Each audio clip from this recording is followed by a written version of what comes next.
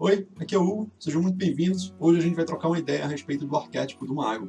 O que é o arquétipo? O arquétipo são construções que ajudam justamente na criação de personagens. São construções que ajudam a gente a identificar características e ações, tanto visuais quanto de personalidade, que fazem com que a gente acredite que aquele personagem realmente existe. E você entender realmente qual é a função dele dentro de uma história, ou até mesmo dentro apenas de uma imagem, de uma mensagem que você queira passar com a ilustração, ou com a concept art, alguma coisa nesse sentido. Tá? Carl Jung, um dos estudiosos e que criou vários arquétipos, ele identificava uma coisa chamada de inconsciente coletivo. Assim ele chamava. E o inconsciente coletivo faz parte da humanidade como um todo. São coisas que inconscientemente as pessoas entendem como sendo possíveis de serem verdade, né? São coisas que, mesmo que sejam mentiras dentro do mundo real, você, com elementos visuais de personalidade, características e tal, você começa a identificar aquilo como, de repente aquilo poderia existir. Tá, vou comprar essa ideia. Então, o arquétipo do mago ele tem algumas características. Ele é um personagem que tem a comunicação mais elaborada, né? Muitos magos, muitos personagens de filmes, de quadrinhos ou de games, seja lá o que for, falam através de enigmas, né? Não são muito claros, mas é mais por uma quantidade tão grande de conexão com essa mente superior. Então, falam muito que o mago tem fica meio lá, meio cá.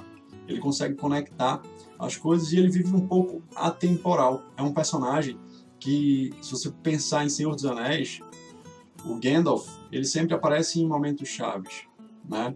E ele sabe o momento de aparecer. Ele sabe o que é como se ele fosse atemporal, na verdade, apesar de que ele aparecer sempre no tempo certo.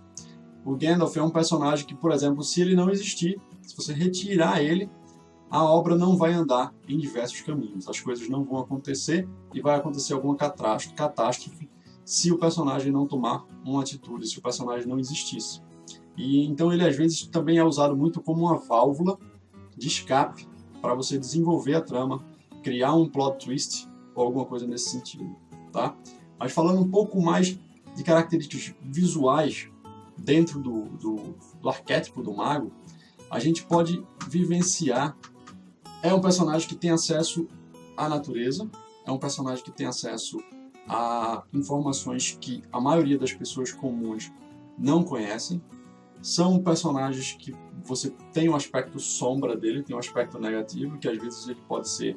Tem os magos malignos, então eles podem ser muito egoístas, podem ser, apesar de ter um conhecimento muito grande da magia, mas eles podem ser personagens egoístas, podem ser personagens procrastinadores, se você vê um velho, às vezes, de mago, que tem preguiça de fazer alguma coisa. Normalmente são magos que manipulam as matérias, né? Fogo, ar, terra. Então, no ar, ele tem essa consciência mais mental das coisas. No fogo, ele vai trabalhar muito com a mente no sentido de intuição, de sexualidade. Tem muitas magas que são bem sensuais, né? Utilizam o corpo para atingir objetivos. Na água, você tem muitas emoções, né? Muita fluidez. Então, são personagens mais sinuosos, de repente. E na terra, você tem um personagem mais material, um cara que é um personagem que é mais fincado, mais ligado realmente à matéria, mais ligado à terra. De repente ele tem no aspecto sombra, né, que seria o negativo do que ele tem de positivo. Seria um personagem um pouco mais lascivo, de repente um pouco se envolvia com prazeres da carne, apesar de ter sempre uma característica em comum, que é justamente a quantidade de conhecimento, né? Mesmo que alguns sejam representados com conhecimento de magia, todos eles têm, alguns mais, outros menos, mas também um conhecimento das coisas que o cercam, como se eles fossem realmente onipresentes e tivessem consciência de tudo o que está acontecendo ao redor dele e ao redor do mundo como um todo, porque eles participam justamente dessa supraconsciência. É a consciência onde todas as consciências ou inconsciências convergem e se juntam e se misturam. Então, o mago, o arquétipo do mago, tem consciência de que isso existe, essa supraconsciência, e ele consegue tirar elementos de lá e trazer para a realidade dele, consequentemente podendo ajudar ou prejudicar as pessoas que estão participando da obra.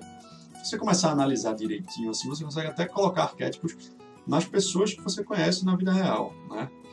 Em aspectos sombras, por exemplo, você tem a procrastinação, né, no arquétipo de mago. Então, procrastinar é uma coisa que é muito comum na natureza humana, de você deixar as coisas para depois.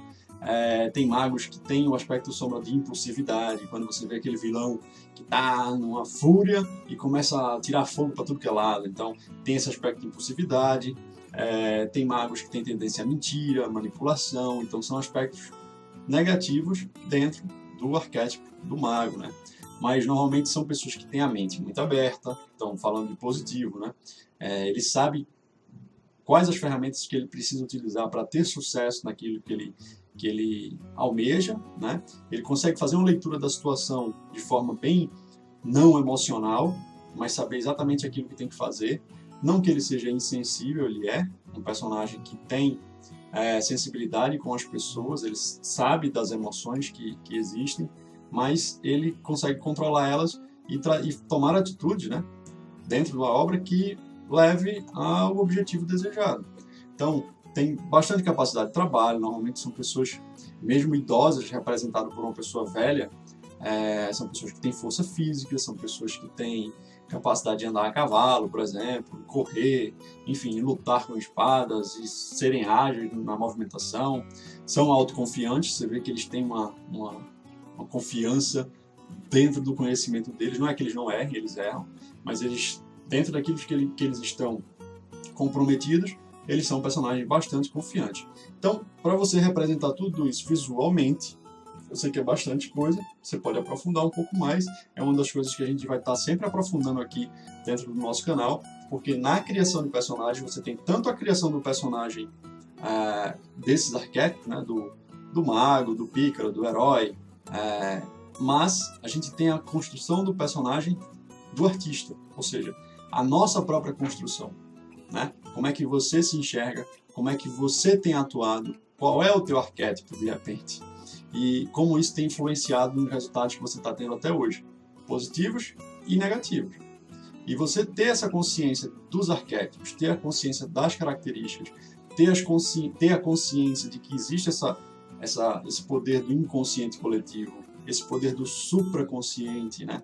Onde a gente consegue acessar informações da matriz, trazer para a nossa realidade, aplicar e obter sucesso. Fechou? Um resumo rápido.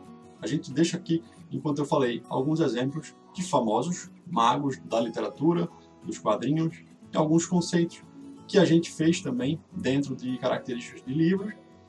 Se você pegar aí o Snape, o Severus Snape, ele tem algumas características que são bem difundidas nos livros, assim, e ele, apesar do ator, do Alan Rickman, ter tomado atitudes livres dentro da criação, por exemplo, do figurino do personagem, ele tem alguns aspectos que é realmente do livro. Então a gente deixou aqui alguns exemplos para vocês também a respeito disso, tá bom?